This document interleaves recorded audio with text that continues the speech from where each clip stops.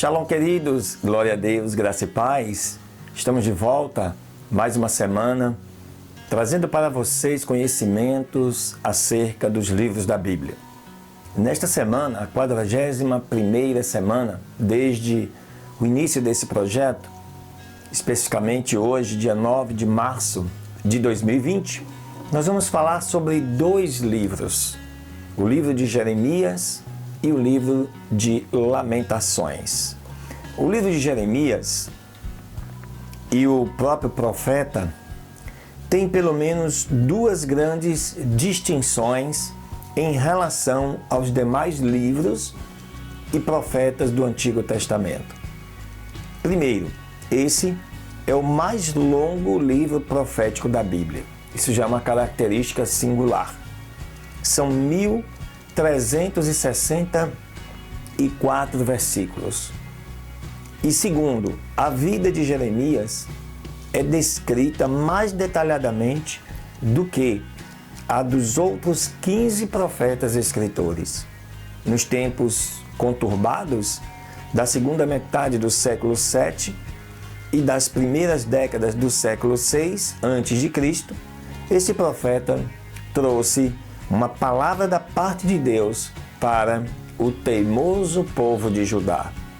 O conteúdo do livro abrange um período que vai aproximadamente do ano 640 a 580 a.C.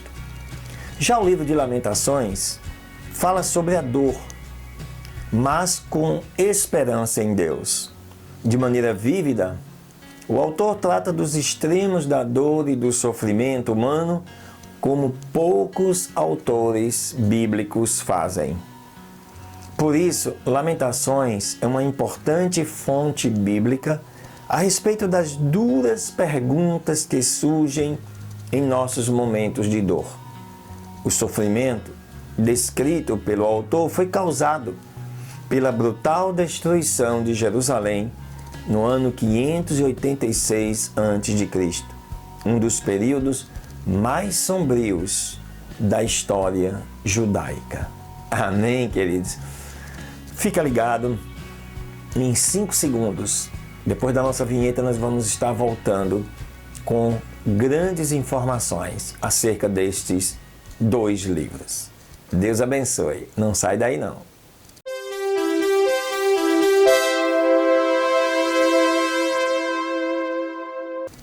Muito bem, queridos, amados, glória a Deus, estamos de volta. Hoje trazendo para vocês contribuições sobre conhecimento dos livros da Bíblia. Hoje nós vamos falar sobre dois livros excelentes, os livros de Jeremias e de Lamentações, também atribuído a ele como, às vezes, Lamentações de Jeremias.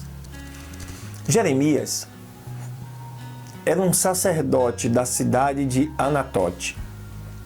Por ordem do Senhor, ele não se casou, nem teve filhos, em razão do iminente juízo que sobreviria à geração seguinte. Seu ministério como profeta começou em 626 a.C. e terminou depois de 586 a.C. Ele foi contemporâneo de Abacuque e possivelmente de Obadias. O livro de Jeremias discute os últimos dias de Judá. O rei Ezequias governou por 42 anos e começou a reverter a falência espiritual de Judá. Contudo, quando Manassés, filho de Ezequias, subiu ao trono, as práticas e os ritos culturais idólatras e também supersticiosos retornaram como uma inundação sobre o reino. Amon, filho de Manassés, reinou apenas por 2 anos. Ele também restabeleceu a adoração idólatra como a religião oficial de Judá. Aos 8 anos de idade, Josias, filho de Amon, sucedeu-lhe ao trono. Esse jovem andou nos caminhos de Davi, o antigo rei. Aos 18 anos, ele convocou e deu início à restauração do templo, obra há muito adiada. Durante esse serviço, uma cópia da lei de Moisés foi encontrada. Com base na mensagem que ouviram, o jovem rei e todo o seu povo renovaram o pacto com o Senhor. Mesmo assim, tal reforma não conseguiu superar os efeitos da impiedade que os monarcas anteriores, Manassés e Amon, haviam instituído. A mensagem do livro de Jeremias, ele como profeta da palavra do Senhor, fala, por exemplo, em 349 vezes a frase "Assim diz o Senhor". E ela é usada muito mais no Antigo Testamento, onde Jeremias é responsável por 157 delas. Imagine, mais da metade, praticamente. Mas essa mensagem profética, comunicada por Jeremias, era mais do que uma revelação profética da parte de Deus para toda a nação. Uma vez que as palavras de Yahvé serviriam de alegria e sustento para a própria alma do profeta que as anunciava. Como o texto de Jeremias 15:16 declara: "Tuas palavras foram encontradas e eu as comi, e tua palavra foi para mim a alegria e júbilo do meu coração." Contudo, às vezes a palavra do Senhor era um peso para o profeta. Houve ocasiões em que o profeta se cansou de comunicar a mensagem de juízo da parte de Deus a um povo totalmente indiferente. O povo parecia imune a qualquer ameaça do juízo divino, mas Jeremias os advertiu repetidamente sobre a inutilidade da confiança deles no formalismo ritual e também exterior da religião. A palavra profética do Senhor era para fazer o povo corar de vergonha e imediatamente abandonar uma piedade superficial que não fazia mais nenhum sentido. A passagem mais conhecida em Jeremias é o texto do Novo Pacto. Está escrito lá em Jeremias capítulo 31, dos versículos 31 a 34. Esse não é apenas o texto mais longo do Antigo Testamento, citado nas páginas do Novo Testamento. Isso está escrito lá também em Hebreus capítulo 8, do versículo 8 a 12 e 10, 16 a 17. Mas, indiscutivelmente, melhor do que qualquer outra passagem, ele associa as antigas promessas de Deus a Eva, também a Abraão e a Davi. As afirmações do Novo Testamento de que Deus em Cristo concede aos fiéis um novo coração, a salvação e a comunhão com Ele. Uma data ressoa por todo o livro de Jeremias. Diz assim: "No 4º ano de Jeoiaquim, filho de Josias, rei de Judá." Nesse ano, 605 a.C., houve importantes mudanças na situação política do Oriente Próximo.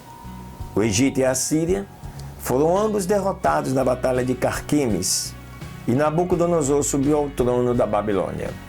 Nesse mesmo ano, o Eterno instruiu ao profeta Jeremias para que colocasse por escrito suas profecias como teste final da receptividade do rei Jeoiaquim à palavra de Deus. Essa data importante, no 4º ano de Jeoiaquim, foi colocada lá em Jeremias 25, verso 1, 36, verso 1 e 45, verso 1.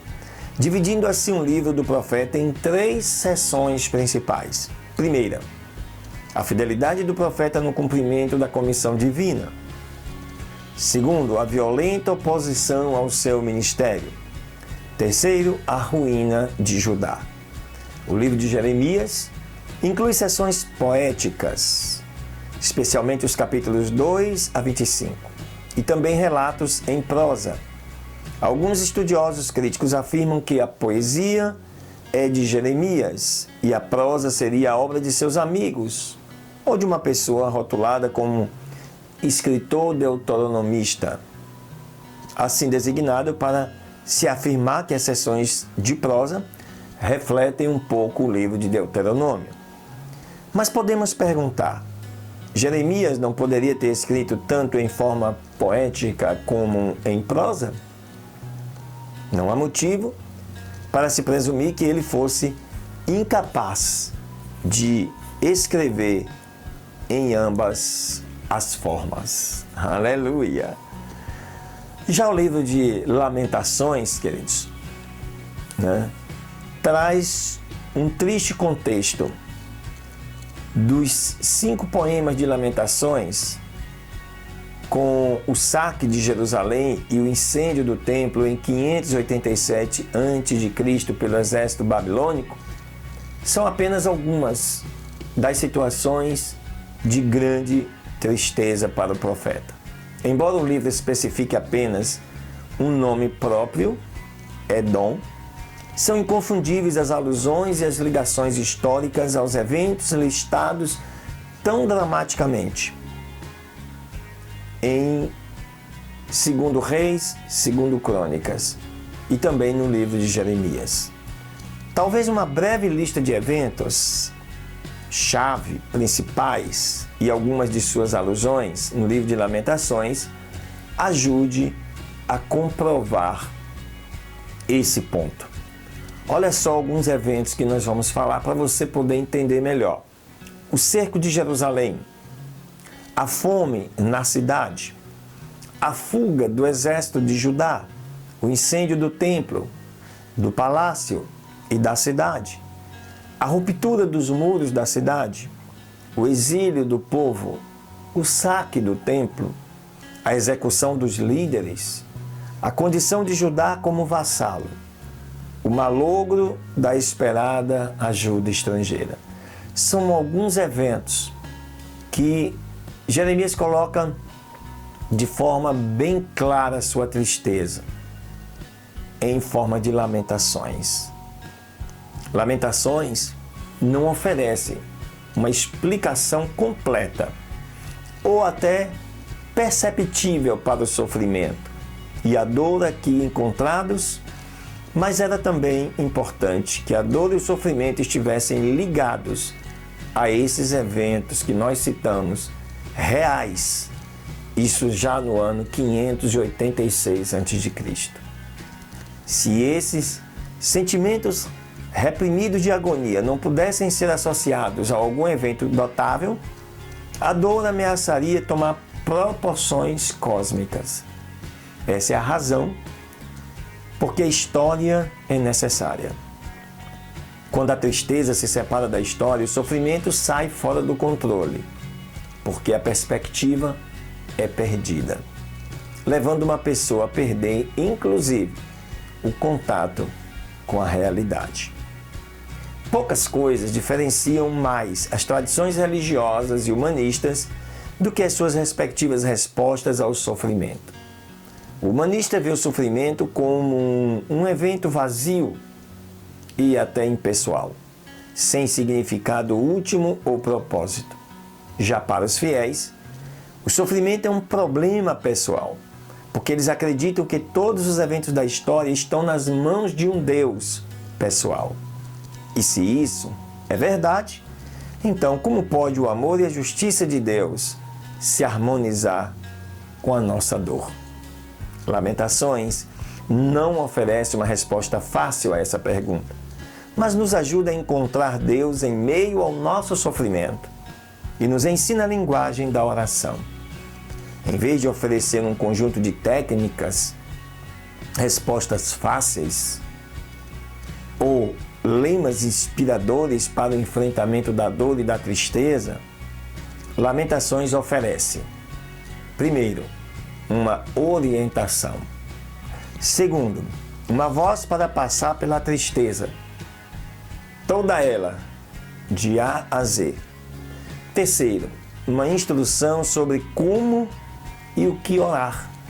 E quarto, um ponto focal na fidelidade de Deus e na afirmação de que só Ele é a nossa porção e a nossa opção.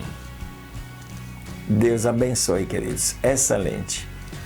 Eu te convido a você, em nosso canal, na playlist, localize aí os livros de Jeremias e de Lamentações. E tenho certeza que depois dessas informações, vocês estarão lendo, estudando esses livros com uma outra visão, um outro entendimento. Porque esse é o propósito, é te ajudar a ver esses livros antes de lê-lo e estudá-los. Excelente semana, Deus te abençoe. Até o próximo vídeo.